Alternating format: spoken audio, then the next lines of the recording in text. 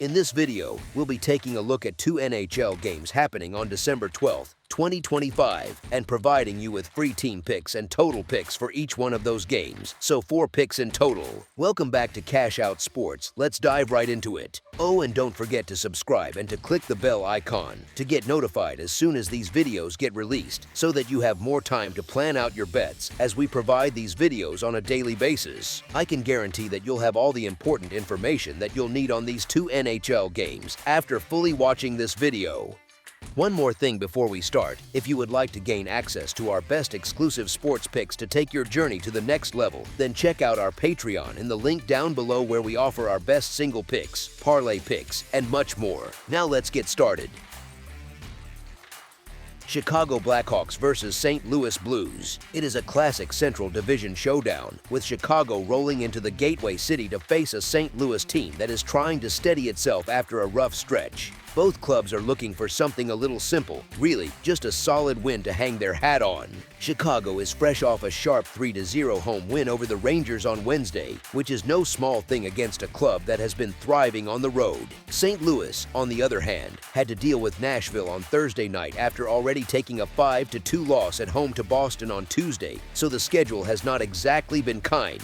Recent history between these two rivals tilts toward the Blues, with 7 wins in the last 10 meetings. Still, that 8-3 beating in Chicago back in mid-October is not easy to ignore, because it showed how wide the gap can look when the Blackhawks get rolling. That result hangs in the background here, not as a promise, but as a reminder of what Chicago's young legs can do when they are clicking and not constantly chasing the puck. From the side perspective, this matchup starts to look like a story about rest versus fatigue more than anything else. St. Louis has been grinding through a demanding stretch, playing their 3rd game in 4 nights, including this back-to-back. For a team that already struggles to score, that kind of schedule often shows up in the small details: slower puck retrievals, tired backchecks, and penalties that come from late sticks or heavy legs. When you are already searching for offense, that extra fatigue can make every chance feel like you are skating uphill. Chicago, even with its flaws, comes in with the cleaner setup.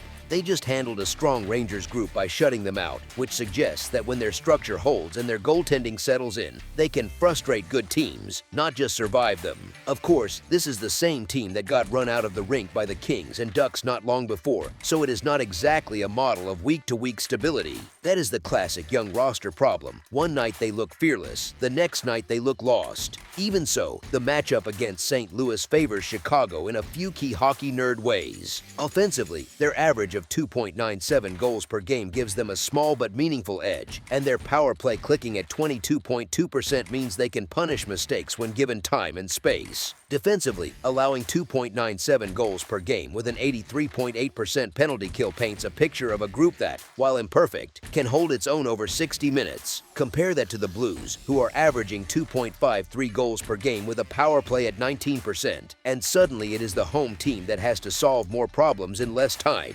St. Louis has also been leaking chances, giving up 3.56 goals per game while killing just 77.8% of opposing power plays. Add in their 5-7-4 home mark, and it is hard to argue that home ice has given them much of a cushion emotionally or statistically. They are coming off a 2-game slide where they have been outscored 12-4, which is the kind of mini spiral that makes both the crowd and the bench a little tense. Chicago's 6-6-3 road record is not spectacular, but it at least shows they can travel and compete without falling apart. Here is the thing: the Blues still have talent, and they can absolutely raise their level for a rivalry game, but the combination of recent defensive issues, schedule fatigue, and weaker special teams leans the matchup slightly toward the visitors in terms of covering the number. Chicago may not string wins together well, yet in a spot like this, with rest in their pocket and some confidence after shutting out New York, they look more likely to keep this one on their terms than St. Louis does to completely control the script. As our first pick for this matchup, the Chicago Blackhawks money line is our full game side pick. On paper, Chicago's offensive numbers are fairly balanced, with their defense 2.97 goals scored and 2.97 allowed per game. That kind of symmetry usually suggests a team that plays high enough tempo to create chances but still gives up enough looks to keep games lively. Their power play at 22.2% adds another wrinkle, since drawing even a few penalties can tilt the goal count upward pretty quickly if they are executing. St. Louis might feel like an under team at first glance because of their scoring struggles, but their recent play tells tells a more chaotic story. They are averaging 2.53 goals per game, which is modest, yet they are allowing 3.56, a number that reflects the defensive issues that have surfaced over the last couple of outings. When you give up that many, even a low-scoring offense gets dragged into higher totals whether it wants to or not. The penalty kill at 77.8% only reinforces that concern, because any lapse with tired legs often turns into a puck in the back of the net. Those last two games, where they were outscored 12-4, show how quickly things can avalanche when structure breaks and confidence dips. It is not just about the goals themselves, it is about the feeling that every mistake might end up in your own cage. That can make players more tentative with the puck, which ironically leads to more turnovers and more chances against.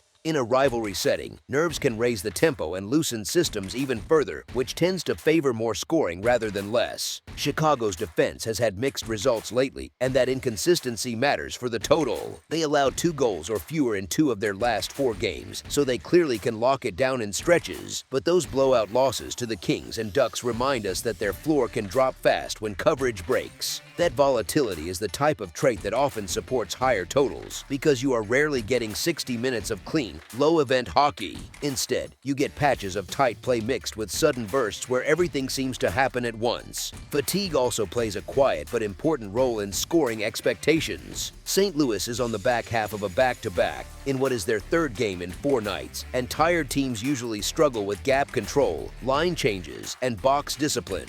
That means more odd-man rushes, late penalties, and long shifts where players get pinned in their zone longer than they should. All of that tilts the ice toward more shots, more chances, and, over time, more goals on the board.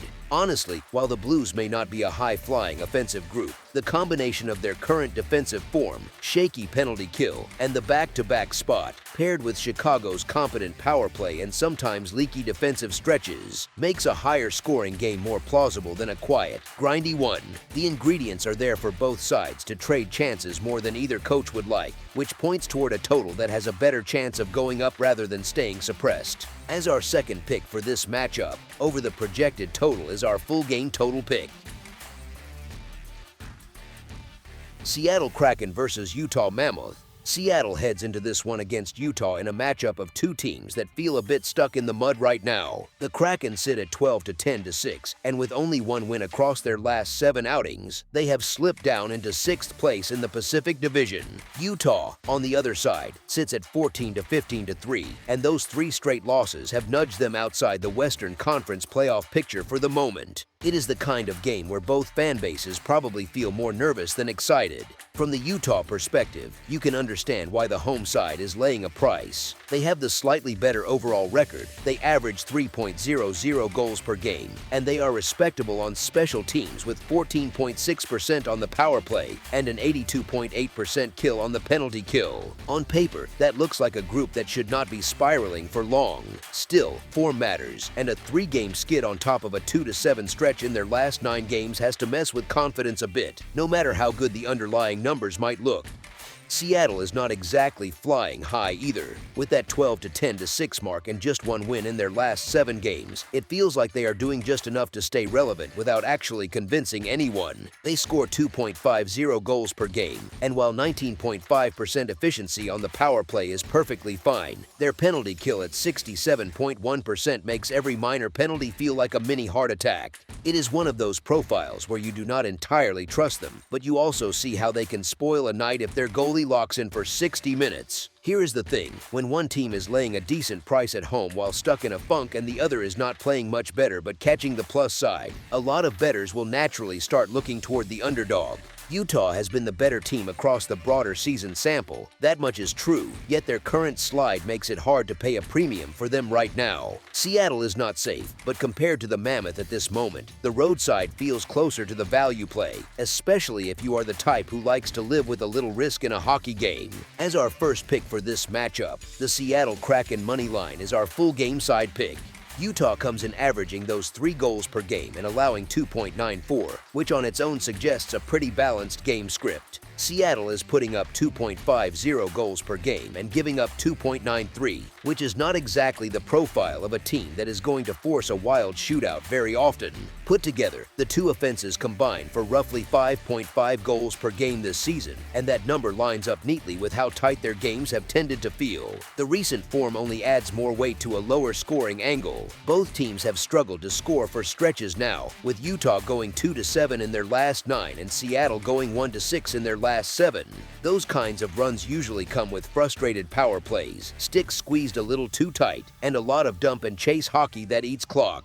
Seattle especially has been stuck in low-scoring contests, with a 17-11 tilt toward the under, which is a strong sign that their style and pace naturally drag scores down more often than not. Think of it like watching two offenses trying to find themselves at the same time, which rarely produces a fireworks show. Special teams also lean subtly toward fewer goals, even though there is a bit of a contradiction at first glance. Utah's power play is nothing special at 14.6%, so you are not terrified every time they go up a man. Seattle's power play is more efficient at 19.5%, but that is where their strength starts and pretty much ends. Utah's penalty kill at 82.8% suggests they can survive most of those chances without turning the game into a back-and-forth special teams battle. Seattle's penalty kill at 67.1% is obviously a concern, yet if they manage to stay mostly disciplined and keep the game 5-on-5, that weakness shows up less, and the game can still grind along at a slower scoring pace. So while both teams have enough talent to randomly break out for 4 or 5 goals on a good night, their season-long numbers and current offensive slumps point much more toward another tight, choppy contest. When you put the recent struggles, the combined averages around 5.5 goals, and Seattle's strong lean toward low-scoring games together, the argument settles naturally on expecting fewer goals rather than more in this matchup.